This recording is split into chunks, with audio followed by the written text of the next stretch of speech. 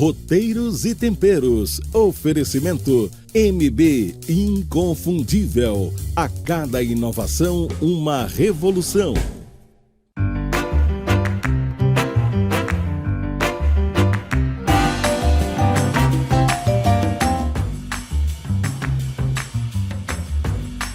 A história de Belém começou aqui, nesta parte da Cidade Velha, onde fica o Forte do Presépio e o antigo Colégio dos Jesuítas, atual Museu de Arte Sacra, ao lado da Igreja de Santo Alexandre.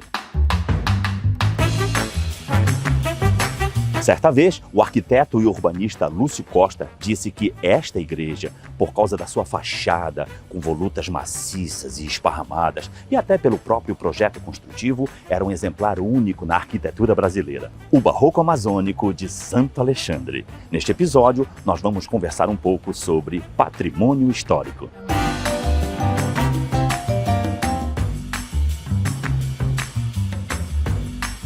Uma das coisas que eu mais gosto de fazer aqui em Belém é poder passear pelo nosso centro histórico em boa companhia. E hoje estamos aqui com a arquiteta Thaís Toscano. Thaís, muito obrigado por participar do nosso programa. Imagina, o prazer é todo meu, Roque. Muito obrigada. É sempre muito bom falar de patrimônio e passear nessa cidade tão linda, também em boa companhia.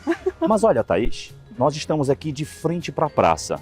E era a forma como se construía na época da fundação de Belém. Era o método português e espanhol de construir as cidades, tudo sempre de frente para as praças, porque a praça era o centro da cidade, era o coração da urbe, onde tudo acontecia, os mercados, as feiras, onde as pessoas iam para ver e serem vistas. Só que ficamos de costas para o rio, no nosso caso, de costas para a Baía do Guajará. Só que esse conceito mudou, nós precisamos começar a valorizar mais a orla da cidade, não é? Exatamente. Você tocou num ponto bem interessante, Roque, porque realmente, né, se a gente olhar para Belém, a gente percebe que a Belém portuguesa, né, porque a Belém já existia, o nome de Belém na realidade era Mairi, né, a Belém indígena, ela cresce de costa para o rio, né, porque ela se defende. Ela é uma cidade que ela se inicia a partir de um forte, ou seja, ela tem uma estratégia defensiva. Né? E como você falou, ao longo da história e ao longo do tempo, as coisas são ressignificadas, né? A praia, né, o rio, não era uma questão no século XVII, no século XVIII. As pessoas tinham medo. A zona portuária era degradada. As pessoas achavam que as doenças vinham dos rios. Ou seja, é óbvio que as coisas são ressignificadas. O bonito do patrimônio, a riqueza do patrimônio é justamente isso, é essa ressignificação. E atualmente nós temos uma questão muito importante, né? Belém é uma cidade que tem uma orla belíssima, né? E que a gente precisa aproveitar isso. Deveria ser bonito. Outro dia eu estava conversando com meu amigo Márcio Beleze e eu comentei com ele. Belém é cercada de rios por quase todos os lados. O Rio Guamá, Rio Pará, Rio Guajará, Rio Marguari, todos desembocando na Baía do Guajará. Nós temos aqui a Estrada Nova, que é a Avenida Bernardo Saião, Pedro Álvares Cabral, Arthur Bernardes, que vai de Belém a Iquaraci. Tudo meio sem saneamento, sem construções que valorizassem e deixassem a nossa orla mais bonita. A gente tem uma potência muito grande, a gente precisa transformar essa potência em ato, né, em atitudes. Você falou também um ponto super importante da cidade, que é o saneamento base, né, que é um negócio, infelizmente, vergonhoso para a nossa cidade e que a gente precisa enfrentar. Não existe um plano piloto, tipo Belém 2050, um projeto para 30 anos de trabalho que construísse uma orla com condomínios, conjuntos residenciais, espaços de lazer, espaços de cultura, janelas para o rio para que a população usasse, tudo com saneamento. E também não é um privilégio de Belém não ter um plano de 50, 30 anos. É verdade. É uma coisa geral. É uma coisa cultural até. Cultural brasileira. Infelizmente, nós precisávamos ter, né, uma cultura, né, de fazer realmente um plano a longo prazo e cumprir esse plano a longo prazo. Eu acho que está mais do que provado que o público não consegue agir só e o privado também não consegue agir só. Perfeito. E especialmente nesses grandes projetos, porque o que a gente está falando aqui não é de um projeto pontual, né, é de um projeto absolutamente complexo que precisa de um consórcio e de uma afinidade de desejos, né? Tem que ter um desejo privado e um desejo público de fazer isso. Mas olha só, em relação ao patrimônio histórico, o início do tombamento os monumentos de Belém pelo IPHAN começou nos anos 1940. De lá para cá, várias coisas têm sido tombadas, inclusive o que corresponde ao nosso núcleo histórico, que é o conjunto arquitetônico, paisagístico e urbanístico daqui dos bairros da Cidade Velha e da Campina, que acabam abrangendo ali o comércio, o mercado do ver-o-peso e adjacências. Mas não é só uma questão de tombar. O nosso centro histórico ele está sendo valorizado e preservado? São muitas questões que você suscita, Roque. É assim, primeiro vamos começar do início, né? Belém é uma cidade riquíssima, né, em termos de arquitetura. Belém, imagina, né, gente, numa cidade que o Lande deixou seu legado e a sua marca, né? O Lande, que era um arquiteto do século XVIII, pupilo dos Bibbiena, né, de Bolonha. Então nós temos uma riqueza arquitetônica, né, que começa desde aí, a Belle Époque, né? Talvez nós sejamos a cidade brasileira com mais arquitetura de ferro. Primeiro a gente tem que pontuar isso. Por isso é que o IPHAN já tem um olhar especial para Belém desde o iniciozinho, vamos supor assim, da segunda metade já do século XX, né? Onde os nossos principais monumentos foram tombados. O Instituto do Tombamento, ele é um instituto antigo, ele não nasce no Brasil e ele talvez seja um instituto um pouco problemático. Mas ele, ao mesmo tempo que ele é problemático, porque ele restringe um pouco a propriedade, né, privada, é o que salvou. Foi o que salvou muita coisa de uma provável destruição que poderia ter, especialmente na época do modernismo. Com relação à proteção, né, eu acho assim que, além do tombamento, eu acho que o governo ele entra como um indutor, né, um ente indutor, né, de progresso, enfim.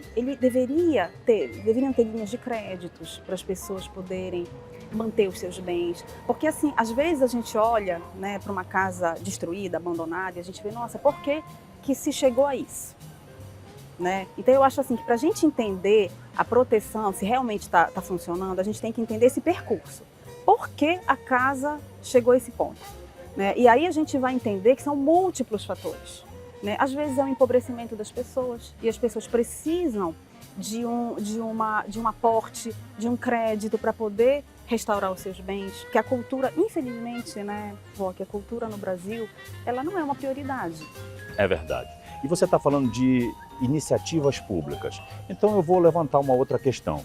Entre o final do século XIX e início do século XX, Belém viveu um apogeu cultural e econômico muito grande, a nossa Belle Époque, por causa da riqueza gerada pelo ciclo da borracha. E aí surgiram prédios luxuosos, foram abertas novas ruas, criados novos bairros, foi feito um saneamento. A cidade cresceu, se desenvolveu. Esse patrimônio histórico todo que foi desenvolvido nessa época, ele é uma prioridade para o poder público? Vamos por partes. Você falou da Belém do início do século XX, né? Que vamos contextualizar isso, né? Belém é uma cidade riquíssima. Aí a gente tem esse ponto, esse grande diferencial de hoje, né? Belém não é uma cidade rica hoje, né? É verdade. Belém, ela tem uma receita muito baixa e problemas muito grandes, né? Mas vamos lá falar desse período que você remontou, porque a história é boa. A história é boa porque ela é cíclica, né? Ela acontece de novo e faz a gente refletir. Né? Eu dou aula de história da arquitetura e eu costumo dizer para os meus alunos, gente, a história não é algo do passado. Exato. A história ela acontece no presente, né? E a gente precisa ter essa crítica e essa reflexão. Mas assim, nesse período houve um planejamento estadual. Né? Os governadores daquela época, o prefeito, vamos dizer aí alguns governadores, Paz de Carvalho, Lauro Sodré, Augusto Montenegro, prefeito, que era o intendente Antônio Lemos, eles tinham um plano, eles criavam coisas, né? Ou seja, criavam novas atividades. Então existiu isso, aquilo que a gente estava falando no primeiro quadro, né? Existia esse planejamento de longo prazo, né? Aí Belém se empobrece, né? E a gente se vê, vamos pular ali do início do século XX, vamos fazer um looping temporal e vamos chegar aqui, né? Por que será que o poder público não faz, né, Por que não é uma prioridade? Por que não é uma prioridade? Porque assim, eu acho que Belém tem muitos problemas, né? E me entristece muito que sempre a cultura seja deixada de lado, porque aparentemente a cultura é aquilo que não é urgente. A impressão que eu tenho é que a gente está sempre apagando uma fogueira, um incêndio. E isso, né, esse sentimento de sempre estar apagando uma fogueira, né, olha, corre ali que vai cair, é um sintoma dessa falta de planejamento a longo prazo. Preservar é proteger, é cuidar, é uma atitude de respeito acima de tudo. Então, é necessário que as pessoas compreendam a importância de preservar a história da sua própria cidade. E aí a gente chega numa questão que eu acho fundamental: educação. Porque olha só, quem não conhece não valoriza. Quem não valoriza não cuida. Se não cuida, fica como está, abandonado. É isso que a gente vê. Na sua opinião, o que é que falta nesse processo?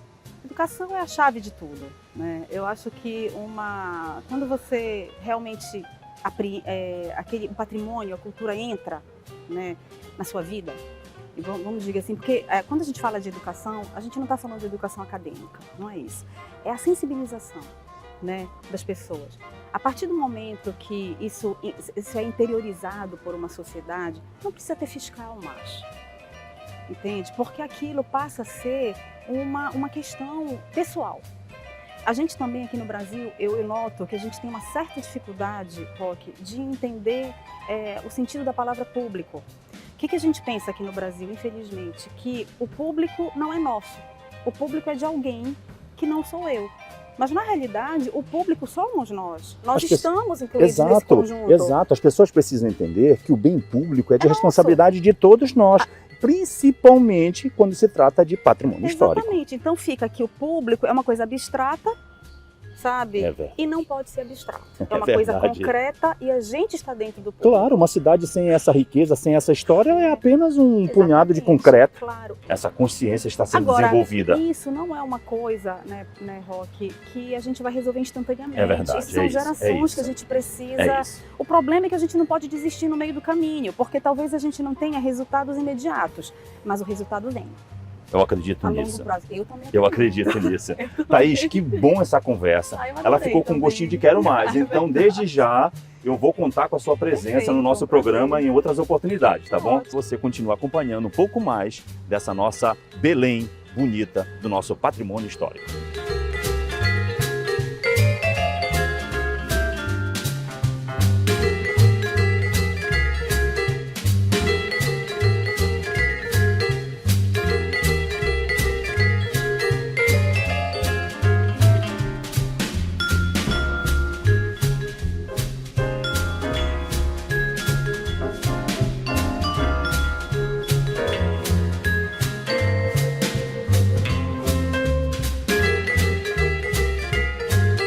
E agora estamos aqui no Bar do Parque, o bar mais antigo do Brasil em funcionamento. Ao meu lado, Romildo Veras. Romildo, conte pra gente um pouco da história, porque na verdade o Bar do Parque ele data de 1904, mas o quiosque foi construído e começou a funcionar antes disso, não é? Correto, Paulo. Em 1876 foi fundado o quiosque. Qual foi a finalidade do quiosque? Ele era bilheteria do Teatro da Paz. Ele foi fundado juntamente com o Teatro da Paz para ser bilheteria do mesmo. Por isso que combina, né? Tem a ver a arquitetura da mesma época, o conjunto arquitetônico, na verdade, ele é integrado, não é? Correto. Há uma harmonia na arquitetura, tanto do teatro quanto do quiosque. O Bar do Parque, ele foi muito famoso como sendo um reduto da boemia. Eu me lembro que eu fui estudante universitário nos anos 80 e nós frequentávamos aqui junto com muitos intelectuais. Inclusive o nosso querido Rui Barata, tem até uma estátua ali em homenagem a ele. E olha só, depois o Bar do Parque entrou numa certa decadência, começou a ficar frequentado de forma meio não muito atraente para os turistas, vamos assim dizer. Só que foi revitalizado recentemente e vocês estão desde 2017, 2018 aqui no local, não é? Correto. A revitalização ela ocorreu precisamente nos anos de 2017, o qual voltamos a inaugurar o mesmo com uma nova culinária, uma nova carta de drinks em agosto de 2018. Então, desde agosto de 2018, estamos aqui proporcionando o melhor para o nosso cliente, com uma comida de qualidade e valorizando também a nossa culinária paraense, né? É um lugar muito gostoso. É maravilhoso, você está aqui no coração de Belém. no centro da cidade, na esquina da Avenida Presidente Vargas com a Travessa da Paz, ao lado do nosso querido Teatro da Paz. Vocês têm uma carta de drinks excepcional. O que é que você trouxe aqui pra gente? Bom, Paulo, hoje eu trouxe para você drinks bem variados. Começando aqui pela minha esquerda com o Belle Époque, composto por vodka nacional, Curaçao Blue, H2O e água com gás. Interessante. Temos também um drink, que é o drink da casa. Você não encontra em qualquer lugar por aí. É o nosso gin da praça, composto por gin, morango e espuma de limão siciliano. E uma outra variedade aqui é o gin de pitaia, que também é uma novidade aqui no nosso estabelecimento. E ainda veio uma Cuba Libre, mas só que não é uma Cuba Libre normal, ela é diferente. Na verdade, os drinks que vocês construíram aqui, eles são bem exóticos, as cores, elas não remetem a essa tropicalidade, né? A gente fica desejando degustar. Mas tem 2 pratos aqui que estão me deixando com água na boca. Temos a tradicional unha de caranguejo, muito cobiçada por vários turistas que vêm aqui. Essa unha de caranguejo de vocês promete ser um espetáculo. É um espetáculo, muito deliciosa, bem temperada e é um dos salgadinhos que mais atraem os turistas hoje em dia. Vou começar aqui pela unha de caranguejo, tá bom? E inclusive tem um molho de pimenta especial. Não só um molho de pimenta, mas temos um molho que é chamado de velouté de tucupi. Esse velouté é como se fosse um tucupi mais cremoso. Você vai gostar. Nossa, maravilhoso. Olha, unha de caranguejo, para quem não conhece, para quem não está acostumado, tem que ser comida com a mão, tá? De preferência. Tem gente que coloca no prato, com talher, mais fino, mas assim é que é gostoso. A gente molha aqui no velouté de tucupi.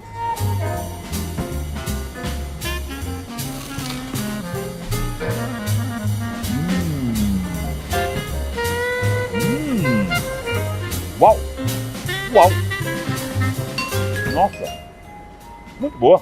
Eu vou te falar uma coisa. Essa unha de caranguejo, ela está no meu top 10. Eu faço um ranking pessoal das unhas de caranguejo. Eu provo mesmo. E esta aqui é maravilhosa, está no top 10. É uma das melhores da cidade. Ela é menorzinha, então ela fica toda quentinha. Ela tá quentinha, ela tá toda bem feitinha. Eu vou experimentar com pimenta. Com certeza. O nosso molho, que é bastante atrativo aqui no Bar do Parque, ele é de pimenta cumari com o nosso grandioso tucupi.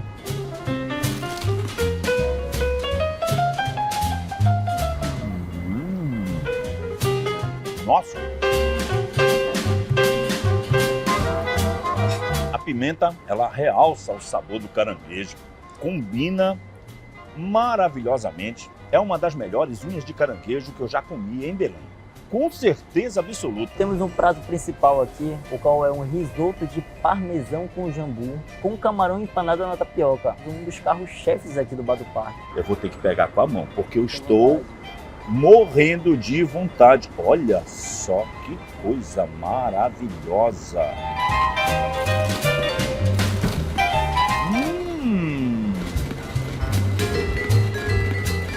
Crocante. Com certeza. Isso aqui é muito bom. Delícia. É muito bom. Eu fico feliz quando eu como uma comida gostosa, viu?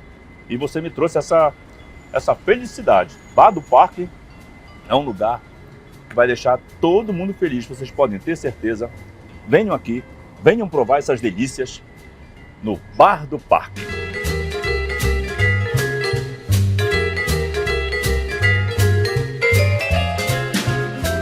A importância do sentimento de pertencimento da população é fundamental para que a sociedade se reconheça em seus bens públicos. O nosso episódio fica por aqui, mas você pode acompanhar no nosso Instagram, mb_capital, conteúdo exclusivo, assistir aos episódios que também estão disponíveis em nosso canal do YouTube. Siga, curta, comente, compartilhe.